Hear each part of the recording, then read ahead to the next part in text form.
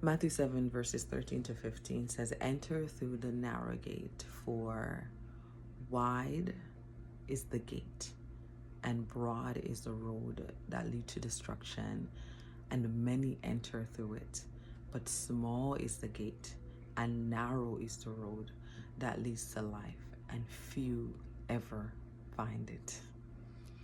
When you are called to be more in your life, you will find out that there are many times when, yes, you have to be the better person. You ask yourself, like, but why? Why do I have to be the better person?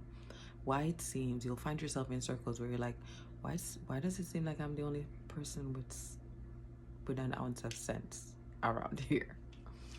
Why does it feel like everybody else gets to live recklessly and get a pass with it, about it, to do it?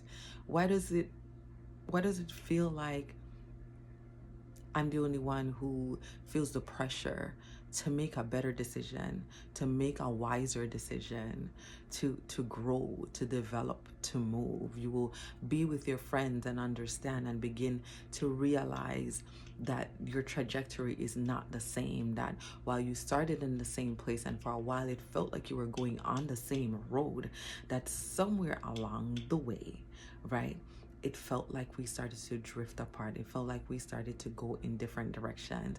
It felt like many other people started to take a path that I wasn't taking, or conversations started to not feel as connected, or talks started to go in different ideas and different understandings of what life is or what life should be, that our choices became different over time.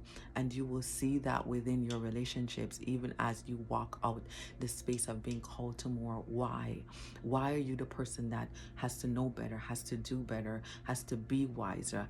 Why are you the person that just doesn't get the freedom to engage in the recklessness and the foolishness of what other people get the opportunity to engage in?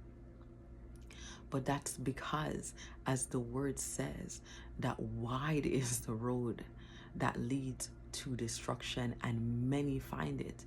The issue is that not because they get away with it, but it's because they have yet to find a road that leads to life, because it is not a road that is easily found or easily seen. That thing that you feel within you, that thing that you feel is a burden that you have to carry, the thing that you feel is not fair, that you have to be this person that is growing, that is developing, that you feel this push and this pressure to be more, to do more, and that even sometimes when you look around you, it frustrates you about how other people are living their lives, and you can't understand why they can't see what you can see. Is because literally they can't. They cannot. Because there's a calling on your life from God. There's a thing that is within you that allows your eyes to be open so that you can see the road of life. It is not something that is always clear, but sometimes it is something that is obscure and small and narrow, and people don't see it as a road to take because it doesn't look like a smooth road. It doesn't look like a path that has been pre-created, right? What you have to understand is that what the word says, that God makes the crooked path straight. So there's some roads that you are going to walk down that weren't roads in the first place. It means that God creates pathways for you.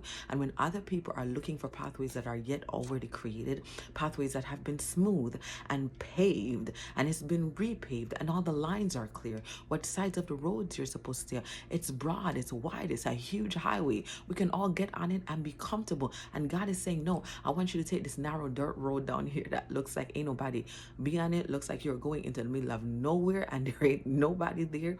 You don't even know what it's doing.